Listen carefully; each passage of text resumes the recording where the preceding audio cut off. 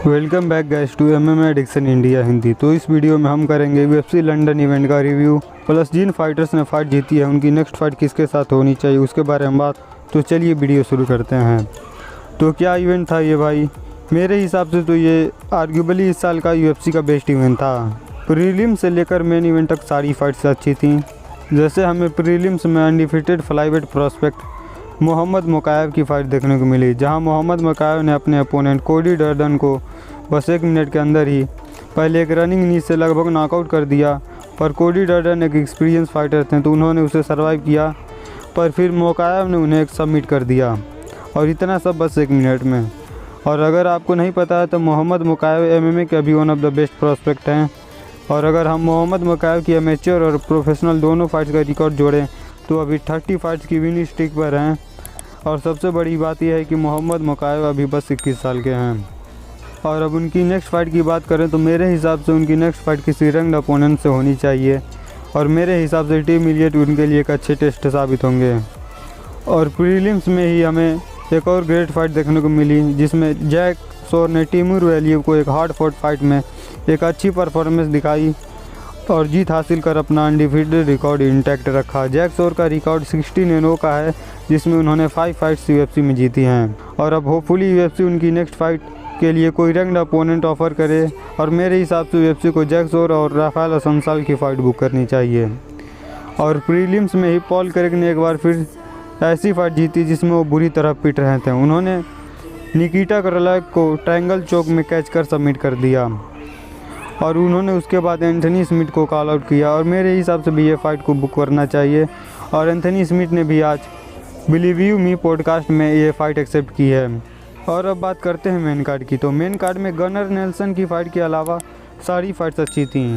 तो main card की पहली फ़ाइट थी इलिया टपोरिया वर्सेस जय हर्बर्ट की फ़ाइट, जो इलिया टपोरिया की लाइटवेट डिवीज़न में डेब्यू फाइट थी, जो UFC में अभी तक की इलिया की सबसे हार्ड फाइट साबित हुई, क्योंकि जय हर्बर्ट की हाइट और रीच इलिया को ज़्यादा प्रॉब्लम्स दे रही थी, जिससे इलिया को डिस्टेंस क्लोज कर अपनी स्ट्राइकिंग रेंज में आने में भी सक्सेस नहीं मिल पा रहा था, जिसके कारण उन्हें कई काउंटर शॉट्स खाने पड़े हैं। और फर्स्ट राउंड में ही जय हर्बर्ट ने इलिया टपोरिया को एक हेड किक से नियरली नॉकआउट भी कर दिया था, पर इलिया ने अपनी टफनेस और फाइट IQ दिखाई और जय हर्बर्ट को टेक डाउन कर राउंड सर्वाइव कर लिया, और नेक्स्ट राउंड में एडजस्टमेंट करके जय हर्बर्ट को विशेषली नॉकआउट कर दिया।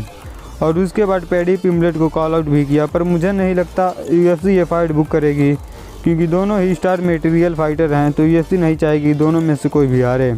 मेरे हिसाब से इलिया टपोरिया की नेक्स्ट फाइट उनके वेट क्लास यानी फेदरवेट डिवीज़न में जॉश एमेट से होनी चाहिए, जो कि एक बेंगर फाइट होगी, क्योंकि जॉश एमेट ही टॉप 10 में ऐसे फाइटर हैं जिनकी कोई फ़ाइट बुक नहीं है, या उनकी फ़ाइट किससे होने वाली है इसकी भी कोई न्यूज़ नहीं है।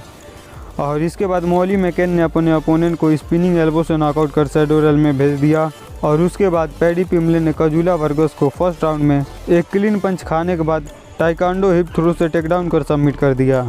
और उनकी नेक्स्ट फाइट की बात करें तो पैडी पिम्बलेट की परफॉर्मेंस को देख के हमें ये बात तो पता चल जाती है कि अभी वो हाई लेवल कंपटीशन के लिए तैयार नहीं है। पैडी पिम्बलेट को मेरे हिसाब से ऐसी फाइट देनी चाहिए जो उन्हें एक टफ चैलेंज दे, और उस फाइट से वो इम्प्रूव भी हो सकें। तो मेरे हिसाब से पैडी पिम्बलेट की नेक्स्ट फाइट अलेक्जेंडर हर्नांडेज से होनी चाहिए।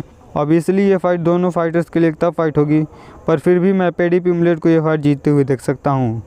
और इसके बाद बारी आती है को मेन इवेंट की, जिसमें Arnold Allen versus Dan Hooker की फ़ाइट हमें देखने को मिली, जिसमें आर्नोल्ड एलन ने डैन हुकर को फर्स्ट राउंड में डिस्ट्रॉय कर दिया। मैंने अपनी इस फाइट के ब्रेकडाउन में वीडियो में भी बताया था कि मुझे डैन हुकर का फेदरवेट डिवीज़न में मूव डाउन करना अच्छा नहीं लगा था, और हमें ये चीज़ इस फाइट में देखने को मिली।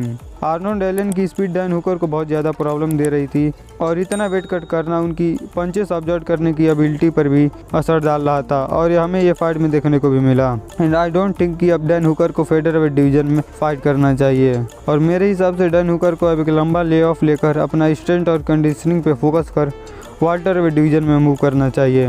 एंड आई थिंक वो वाल्टर वेट डिवीज़न में बहुत अच्छा परफॉर्म कर सकते हैं, और उनका बॉडी फ्रेम भी वाल्टर वेट डिवीज़न के लिए परफेक्ट है, और उन्हें टॉप 15 की रैंकिंग से बाहर किसी अपोनेंट से फाइट करनी चाहिए।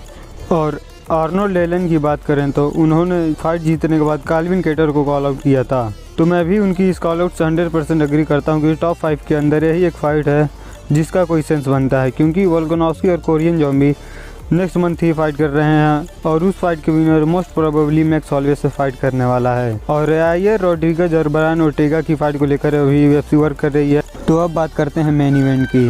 तो मेन इवेंट में टॉम एस्पिनॉल ने एक बहुत ही शानदार परफॉर्मेंस दिखाई और एलेक्जेंडर वोल्कोव को बिल्कुल ही डिस्ट्रॉय कर दिया। मतलब मुझे पता था कि टॉम एस्पिनॉल एक ग्रेट फाइटर हैं और मैंने उन्हें ही फाइट को जीतने के लिए पिक किया था, पर मुझे लगा था कि ये फाइट एक क्लोज फाइट होगी जिसमें एस्पिनॉल 5 में से 3 से 4 राउंड जीतकर फाइट को एक डिसीजन विन से जीतेंगे। क्योंकि एलेक्जेंडर वोल्कोव की जितनी भी फाइट्स मैंने देखी हैं वो किसी भी फाइट्स में इतनी बुरी तरह से नहीं हारे थे और वोल्कोव ने लगभग 45 फाइट्स लड़ी हैं और इस फाइट से पहले वो बस 2 बार फिनिश हुए थे।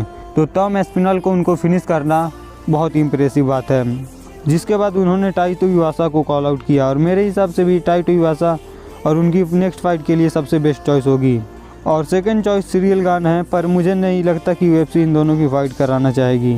तो आपके क्या थॉट्स थे इस इवेंट के बारे में मुझे कमेंट्स में ज़रूर बताएं। Sorry for the late upload and thanks for watching the video. Don't forget to like and share the video and subscribe to my channel.